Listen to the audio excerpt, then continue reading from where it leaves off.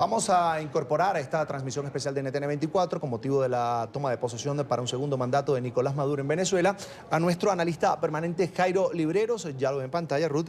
Allí nos acompaña nuevamente un día más aquí en NTN 24. Jairo, bienvenido como siempre.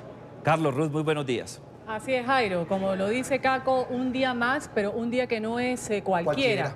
Es un 10 de enero del 2019 en donde empieza un nuevo periodo, según los resultados de una elección que ha sido calificada como fraudulenta en mayo del año pasado. Muchos dicen que a Maduro no hay que llamarle presidente, sino usurpador, lo ha dicho el presidente de la Asamblea Nacional de Venezuela, parte de la oposición y gran parte de la comunidad internacional. ¿Cómo empieza entonces una persona que es calificada como usurpador y no como presidente?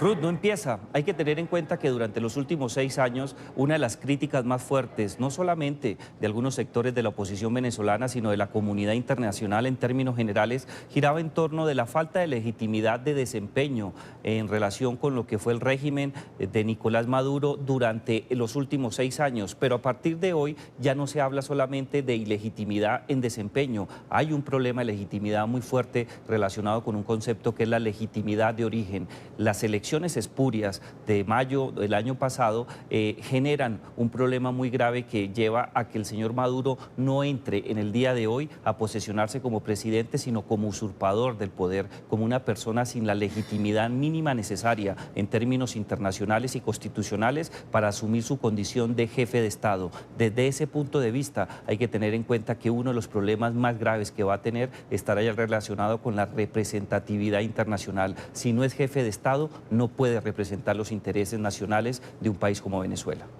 Precisamente, Jairo, amigos televidentes, en pocos minutos, y voy a pedir a producción que me verifique ese dato, porque la OEA, el día de hoy, tiene una sesión precisamente para abordar la crisis en Venezuela. Crisis de todo tipo, crisis humanitaria, política, social, y por supuesto la que se desprende a partir de hoy de un gobierno, como lo decía Jairo, que no es reconocido por una buena parte de la comunidad internacional, por la Unión Europea, por gobiernos de países potencia en el mundo como Estados Unidos, como Canadá, que se han puesto del lado de la democracia, y algunos países también de la región, como 13 de los 14 miembros del Grupo de Lima, que han dicho es necesario que en Venezuela, hay que acompañar a Venezuela para que en Venezuela retorne la democracia. Se abre ahora, Jairo, amigos televidentes, un compás de espera, un panorama político tal vez complicado para esos países que quieren democracia, pero que de alguna manera se ven afectados por algunos aliados como Rusia, China, de Venezuela, que critican lo que ellos consideran una intervención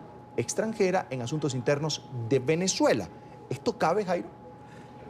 Yo no creo que sea el tema por ese lado. Fíjate que cuando tú miras los 3 principales apoyos que tiene en estos momentos Venezuela, y hablo en su orden de Cuba, China y Rusia, hay una variable que tenemos que tener en cuenta y esta se desprende de los asuntos económicos. Para Rusia y China, principalmente, Venezuela es un deudor de unas cuantías muy importantes. Es un país que ha asumido unos costos muy importantes en términos eminentemente económicos, no solamente para garantizar la permanencia de la dictadura Miraflores, sino particularmente para tener oxígeno y tratar de mostrarse como un régimen que tiene la capacidad no solamente de gestionar políticas públicas, sino de abastecer los elementos mínimos para su población. Del otro lado tenemos a Cuba, que recibe un apoyo económico muy importante y a cambio de ello se ha encargado de controlar con su servicio de inteligencia lo que ocurre internamente en Venezuela. Desde ese punto de vista yo creo que ellos terminan siendo unos acreedores económicos. Si se quiere buscar una solución que vaya más allá de declaraciones o de cuestiones relacionadas con la activación de la Carta Democrática Interamericana, con aislar mucho más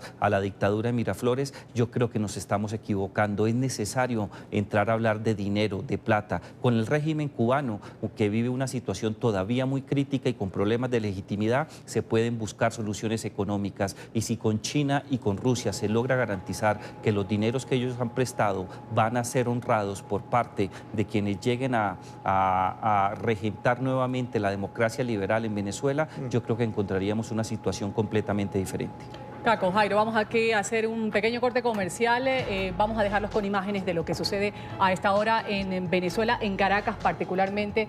Ahí hay pues muchos manifestantes, unos a favor, otros en contra. Estos son seguidores del presidente Nicolás Maduro, hasta hoy presidente de Venezuela, porque recordemos que una buena parte de la comunidad internacional lo desconoce, Lo desconoce, por la dicen que ilegitimidad. no deben llamarlo presidente. Sí, por lo que ocurrió en mayo del año pasado en esas elecciones que no tuvieron, de alguna manera, no cumplieron con los parámetros de transparencia que normalmente la democracia requiere para procesos electorales.